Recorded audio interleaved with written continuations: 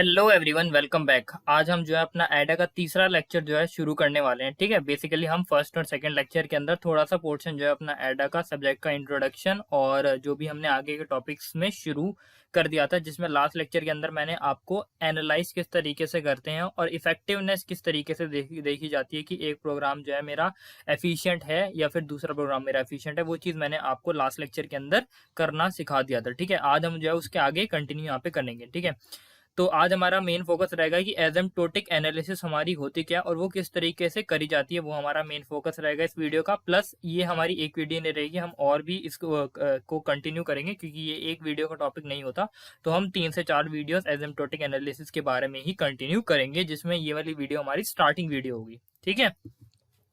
तो ये वाला पोर्शन जो है मैंने आपको लास्ट लेक्चर के अंदर कवर करा दिया था, जिसके अंदर मैंने एफिशिएंसी ऑफ प्रोग्राम जो है वो आपको कवर कराया था in terms of time complexity किस तरीके से देखी जाती है। ये चीज मैंने लास्ट वीडियो के अंदर फोकस करा था। ठीक है, ये स्पेस कॉम्प्लेक्सिटी वाली जो चीज है ये मेरी लास्ट वीडियो के अंदर रह गई थी। इतना ज्यादा इस पर ध्यान देने की वैसे जरूरत भी नहीं है, मैं इसी वीडियो के अंदर शॉर्ट में डिस्कस कर देता हूँ। बेसिकली इस टाइम कॉम्प्लेक्सिटी हमने क्या देखा था कि अगर हमारे पास कोई भी दो हमको प्रोग्राम दे रखे हैं या फिर कोई दो एल्गोरिथम्स दे रखी हैं, तो कौन सी एल्गोरिथम जो है वो हमारी एफिशिएंट होगी, वो हम किस चीज को चेक करके पता करते हैं कि कौन सी वाली एल्गोरिथम हमारी जो टाइम कॉम्प्लेक्सिटी है वो कम दे रही है, वो वाली हमारी बेटर होगी। फॉर एग्जांपल, हमने जो लास्ट लेक्चर के अंदर एग्जांपल डिस्कस करा था, उसमें आपने जो प्रोग्राम लिखा था उसकी टाइम कॉम्प्लेक्सिटी जो आ रही थी वो O ऑफ n आ रही थी, मतलब कि नंबर ऑफ इनपुट पे आपका प्रोग्राम डिपेंड कर रहा था। लेकिन मेरे प्रोग्राम की जो टाइम कॉम्प्लेक्सिटी आ रही थी वो O ऑफ 1 आ रही थी, मतलब कि मेरे प्रोग्राम को जो आउटपुट था वो डिपेंड नहीं कर रहा था किसी भी यूजर इनपुट पे। ठीक है, तो इसमें जाहिर सी बात है, अगर हम टाइम कॉम्प्लेक्सिटी को रेफर करके इसके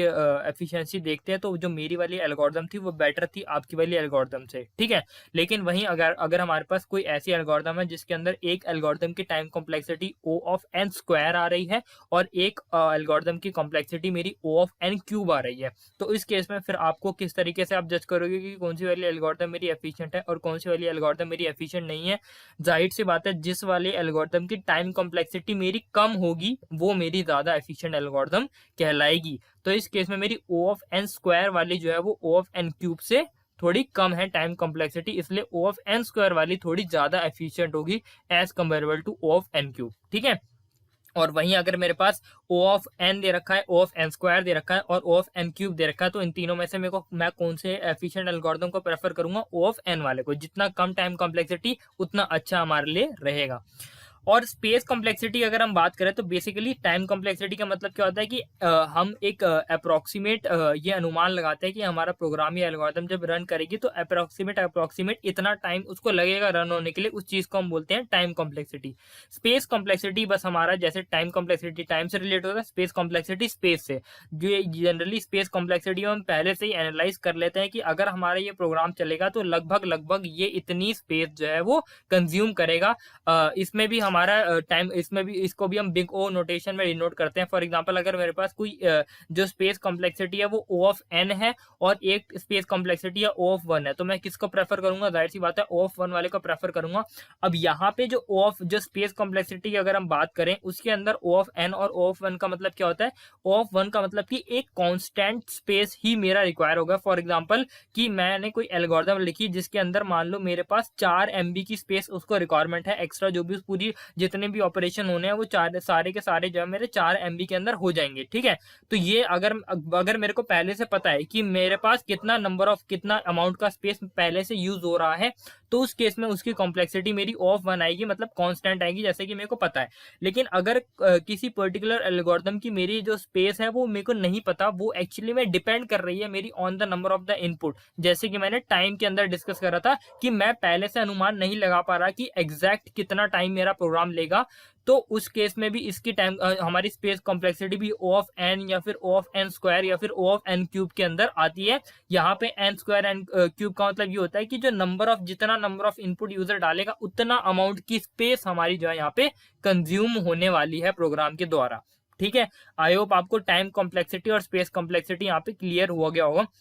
बेसिकली हम किसी भी पर्टिकुलर एल्गोरिथम की जो एफिशिएंसी होती है वो इन दोनों टर्म्स को मिला के चेक करते हैं। लेकिन कहीं कहीं पे ऐसा होता है कि हमको कोई पर्टिकुलर एल्गोरिथम को रन करना है, फिर ये कंडीशन पर डिपेंड करता है कि मान लो मेरे पास जो है एक्चुअली में मेरे को एक ऐसा प्रोग्राम चलाना है जिसके अंदर मतलब मेरे को कोई ऐसी एल्गोरिथम चाहिए जहाँ जो स्पेस कितनी भी यूज कर ले लेकिन टाइम जो है वो मिनिमम टू मिनिमम दे। फिर उस केस में जो हम जब जिस कॉम्प्लेक्सिटी को हम एनालाइज करने के लिए प्रेफरेंस देंगे वो हम टाइम कॉम्प्लेक्सिटी को देंगे, क्योंकि यहाँ पे हमारे टाइम कॉम्प्लेक्सिटी को ज्यादा प्रेफरेंस देना है हमारे रिक्वायरमेंट के हिसाब से। लेकिन मेरे पास ऐसी रिक्वायरमेंट है कि मेरे को space minimum to minimum consume करना है और टाइम जो है वो मैं उसके साथ कॉम्प्रोमाइज कर सकता हूँ। तो उस केस में फिर मेरे को स्पेस कॉम्प्लेक्सिटी वाली चीज के ऊपर ज्यादा ध्यान देना होगा। जिस एल्गोरिथम की स्पेस कॉम्प्लेक्सिटी कम होगी और टाइम कॉम्प्लेक्सिटी इधर उधर भी होगी तब भी हमारे लिए चल जाएगा। लेकिन अगर मेरे को दोनों के टर्म्स में ही एफिशिएंट एल्गोरिथम अगर मेरे को एनालाइज करनी है, तो अगर मेरे पास 2 से 3 एल्गोरिथम है तो मेरे को उस वाली एल्गोरिथम को चुनना होगा जिसके अंदर टाइम कॉम्प्लेक्सिटी भी मेरी कम आ रही है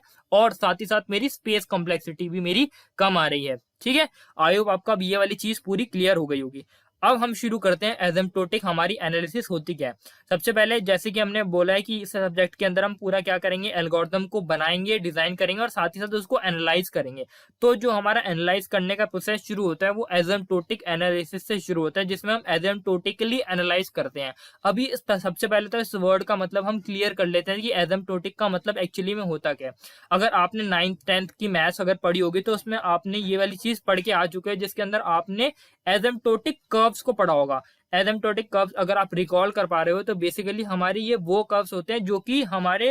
इन्फिनिटी पे मीट करते हैं। मतलब कि हमारे पास कुछ सर्टेन पॉइंट्स होते हैं, हमको गिवन होते हैं, हम उन सर्टेन पॉइंट्स को ग्राफ के ऊपर प्लॉट करते हैं, लेकिन फिर हम इसको जो है थोड़ा एक्सटेंड कर देते हैं इन्फिनिटी तक। मतलब ये फिर इन्फिनिटी को टेंड करने लग जाते हैं, लेकिन कभी भी ये मीट नहीं करते। ये ऐसे कर्व्स होते हैं जो फ्यूचर के अंदर जो है यहाँ पे मीट करने की संभावना तो होती है, लेकिन हम अपने ग्राफ के अंदर इनको मीट नहीं करवाते। ये हमारे इन्फिनिटी को टेंड कर जाते हैं ये वाले ग्राफ्स। ठीक है, तो वहीं से ये वाला वर्ड जो है यहाँ पे निकल के आता है, जिसमें एसिम्प्टोटिक एनालिसिस हम इसको करते हैं। बेसिकली यहाँ पे भी हम क्या करते हैं कि शुरुआत की कुछ वैल्यूज छोटे मोटे इनपुट के लिए तो हम डिटेक्ट कर लेते हैं अपनी एल्गोरिथम किस तरीके से वर्क कर रही है। लेकिन जैसे जैसे हमारा इनपुट का साइज बढ़ता रहता है वैसे वैसे ये हमारी एल्गोरिथम को हमारे को एनालाइज करना जो है यहाँ पे मुश्किल हो जाता है। तो हम एसिम्प्टोटिकली ये एनालाइज करते हैं, मतलब कि हम ये अनुमान लगा लेते हैं या फिर हम वर्चुअली बोलते हैं कि हमारा जो प्रोग्राम है वो इतना ओ ऑफ एन जाने वाला है या ऑफ एन स्क्वायर जाने वाला है। तो बेसिकली इस चीज को हम एसिम्प्टोटिक एनालिसिस बोलते हैं, जिसके अंदर हमको एग्जैक्ट चीज नहीं पता होती, लेकिन हम कुछ जो बेसिक हमारे पास रिजल्ट्स आ रहे होते हैं उसके बेसिस पे अनुमान लगाते हैं कि अगर बाय चांस इतना मेरे पास इनपुट इस तरीके का आ गया तो इस तरीके से मेरी एल्गोरिथम परफॉर्म करेगी।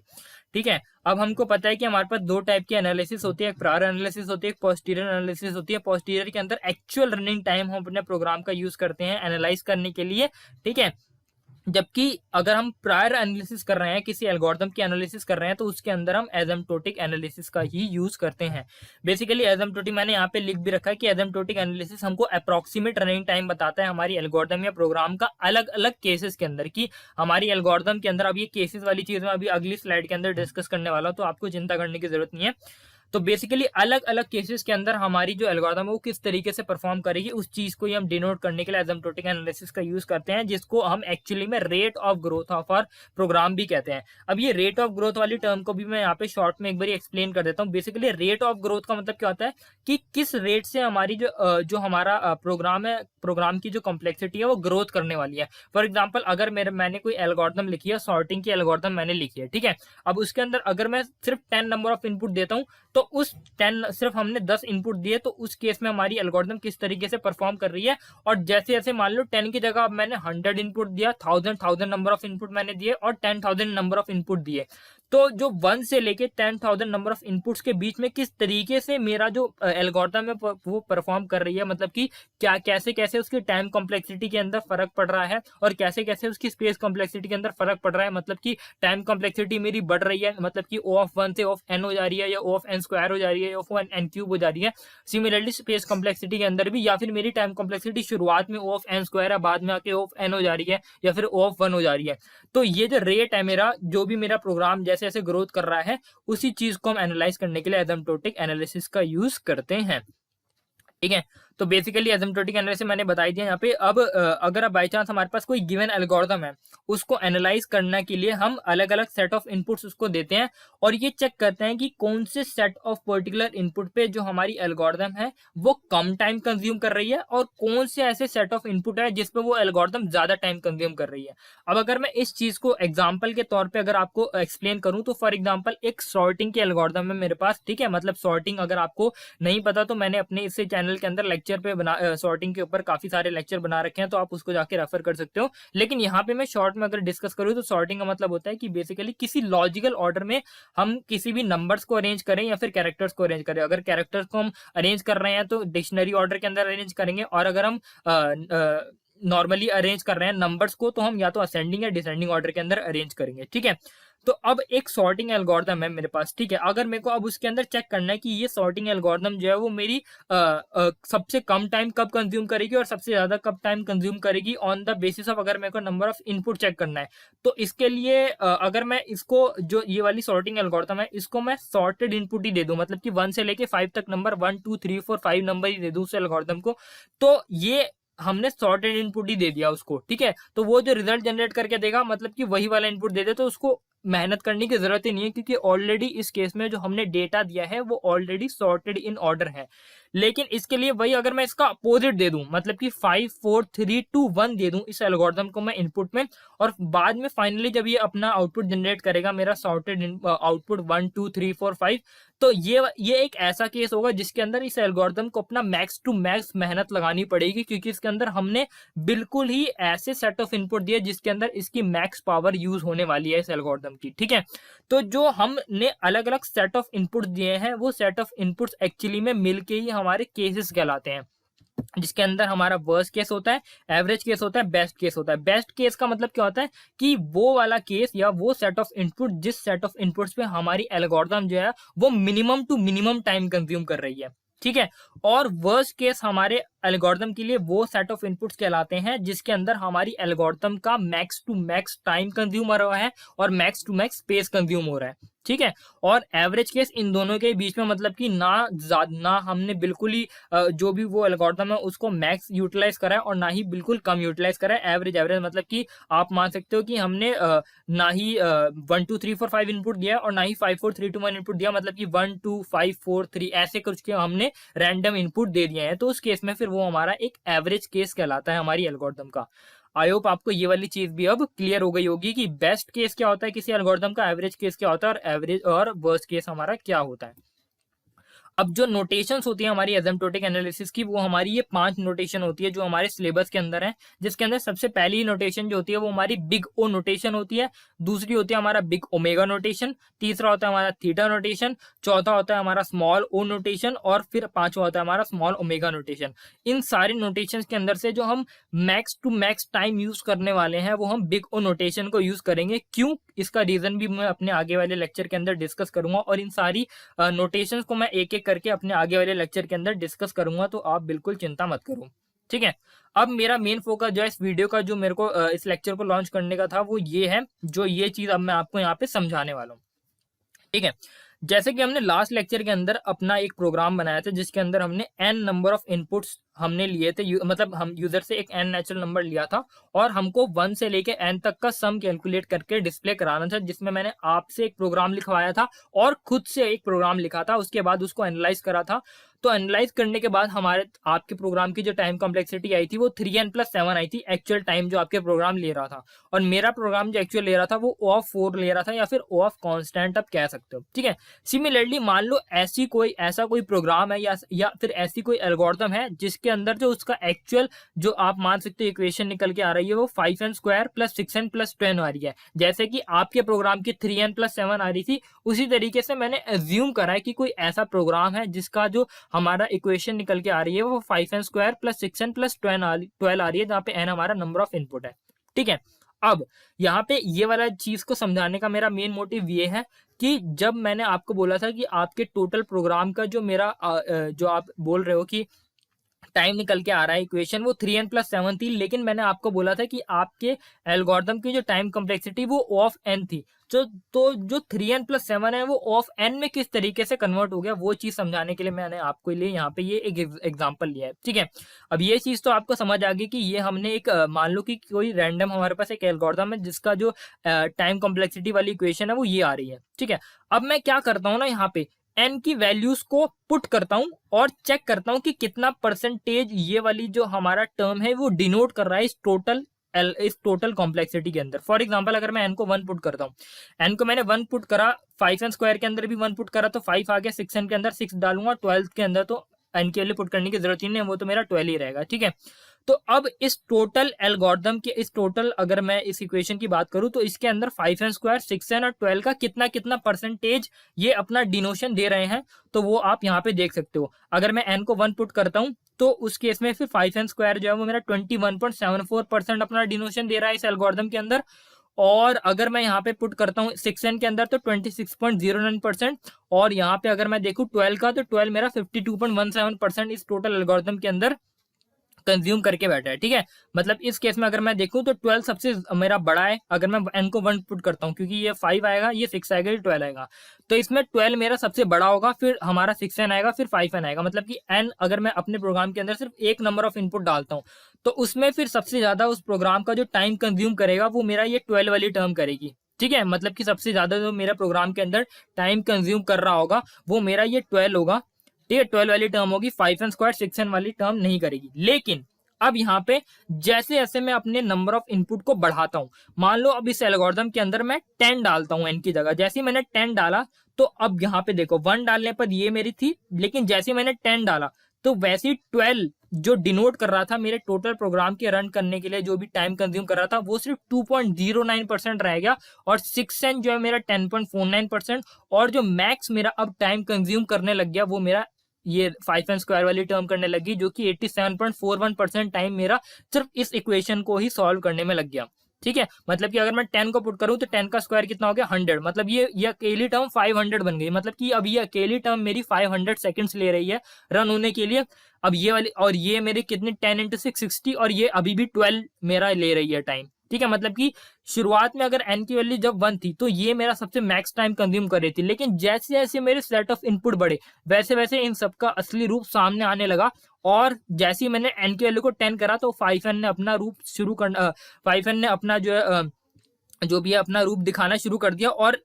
इस टोटल इक्वेशन में से 87% टाइम ये अकेला कंज्यूम करने लग गया। मतलब कि अपनी एल्गोरिथम को अगर मैं रन करूंगा तो उसमें 87% जो भी टोटल टाइम कंज्यूम हो रहा है वो सिर्फ अकेला 5n² ही मेरा कंज्यूम कर रहा होगा। ठीक है, जैसे ही मैंने 100 कर दिया अपने नंबर ऑफ इनपुट को तो 98% टाइम सिर्फ अकेला ये मेरी 5n² वाला टर्म कंज्यूम करने लग गया। 6n सिर्फ 1% टाइम, और 12 का तो अब कोई मतलब यहाँ पे देख सकते सिर्फ 0.02% ही ये मेरे टोटल प्रोग्राम में डिनोशन कर रहा है। और जैसे ही मैं अपने n के वैल्यू को 1000 करता हूं तो 99.8% अकेला टाइम सिर्फ इस वाले प्रोपोर्शन को परफॉर्म करने में लग रहा है, 0.12% 6n वाले को सॉल्व करने में लग रहा है, और इसको 0.0002। तो अल्टीमेटली अगर मैं कहूं कि आपके टोटल प्रोग्राम का जो टाइम है वो डिपेंड कर रहा है सबसे हाईएस्ट डिग्री वाली जो आपकी टर्म है आपकी इक्वेशन के अंदर, जो ओरिजिनल इक्वेशन आपके प्रोग्राम की बनी है उसके अंदर जो हाईएस्ट डिग्री है जिस भी हमारे टर्म की, उसके ऊपर आपके प्रोग्राम का मैक्सिमम टाइम डिपेंड कर रहा है। छोटे सेट ऑफ इनपुट पे हमको नहीं दिखेगा, लेकिन जैसे जैसे हम अपने नंबर ऑफ इनपुट्स को बढ़ाएंगे तब जाके हमको अपने एक्चुअली पता चलेगा कि कौन सा ऐसा पर्टिकुलर टर्म है जिसको सॉल्व करने के अंदर हमारा प्रोग्राम मैक्सिमम टाइम यहाँ पे लगा रहा है। तो वो चीज हमारी ये रही। तो इसलिए अगर मैं इन सबको इग्नोर भी कर दूं, क्योंकि देखो 0% मान सकता हूं, इसको भी 0% डिनोशन कर रहा है, ये 99% डिनोशन कर रहा है, तो मेरा प्रोग्राम को अगर मैं टाइम कॉम्प्लेक्सिटी एवरेज लिखूं तो 5n² ही वाला टर्म जो है मेरा सबसे ज्यादा टाइम कंज्यूम कर रहा है, तो 5n² मेरी टाइम कॉम्प्लेक्सिटी यहाँ पे होने वाली है। लेकिन क्योंकि 5 भी एक कॉन्स्टेंट टर्म है तो इसको भी मैं रिमूव कर देता हूँ, और यहाँ पे मेरी time complexity O of n² हो जाती है। अगर मैं ग्राफ के अंदर आपको यहाँ पे डिनोट करके दिखाऊं तो ये देखो, ये रहा मेरा शुरुआत में सबसे कम वैल्यू थी मेरी 5n² वाली की, उससे ऊपर 6n की, उसके ऊपर 12 की। लेकिन जैसे जैसे मेरा